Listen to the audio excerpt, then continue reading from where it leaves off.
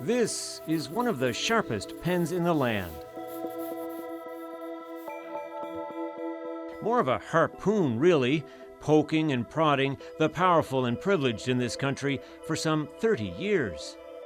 I mean, the old cliche is a cartoonist is someone who comforts the afflicted and afflicts the comfortable. And so, you know, that's what you want to do. You want to stick a little thorn in the high and mighty and maybe let some air out there.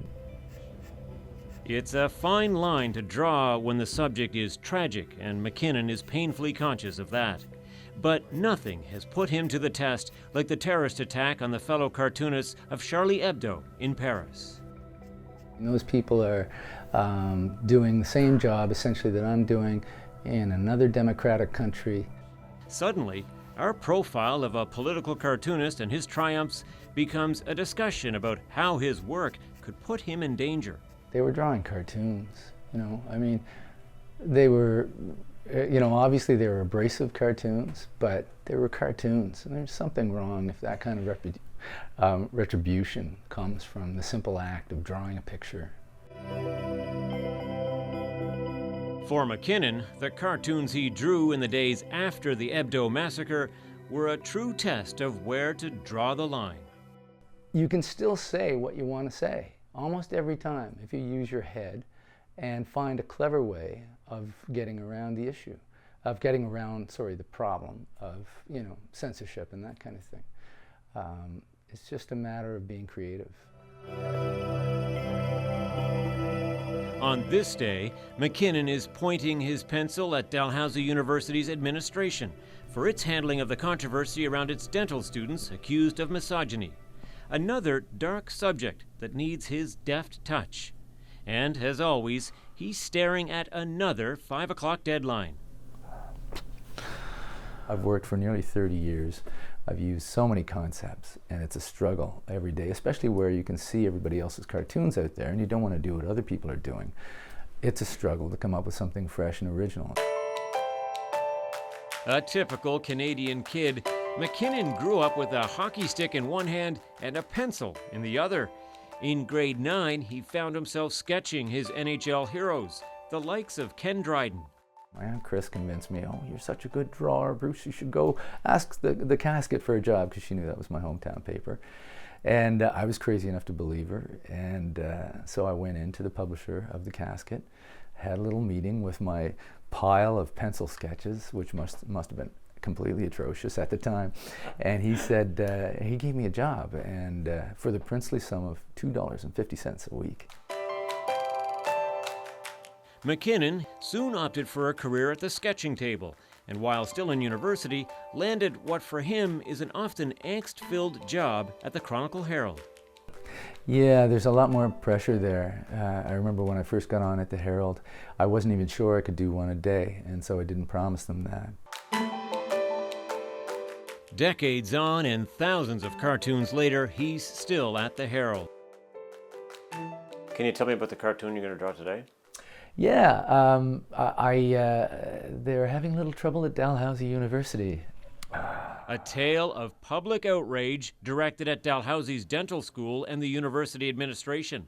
Prime fodder for MacKinnon's pointed pen. We have little tricks for coming up with ideas. You're looking for visual metaphors. That's essentially, the ultimate cartoon is one that doesn't have any words, and that's not always attainable.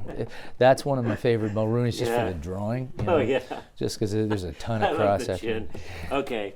But it's no secret, like a lot of editorial cartoonists, MacKinnon would much rather poke the politicians. And I mean, there's so much talk about Chrétien's mouth and how it was off to the side and that kind of thing. I'm more or less focused on his tongue for this one. All great fun, if you're on the right side of the pen. And then, of course, there's this cartoon. There you go. That may very well be your most famous. It may be, yeah. This cartoon depicting the shooting death of Corporal Nathan Cirillo at Ottawa's National War Memorial. The sharp pen softened in this cartoon that simply and poignantly summed up a nation's grief. It's a tough day. It's a dark day. Nobody's laughing, and nobody wants to. So not the ideal day for an editorial cartoonist, but we have a different role to play on a day like that.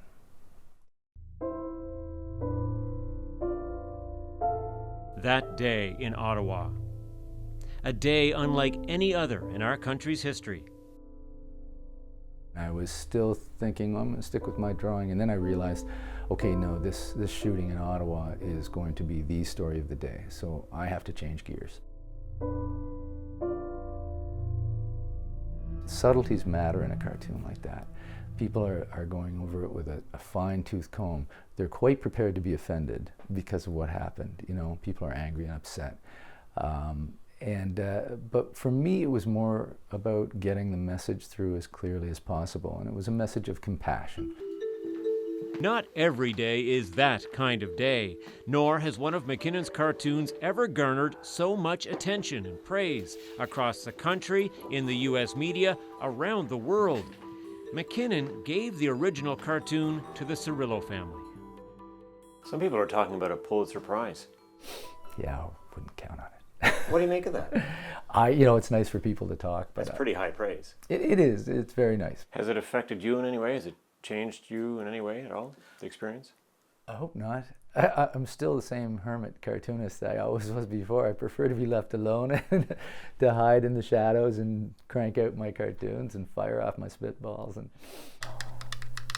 Back at the drawing table, MacKinnon is still staring down his deadline. I can't tell you how many days I've sat there and wondered why the muse has abandoned me and where it is, you know.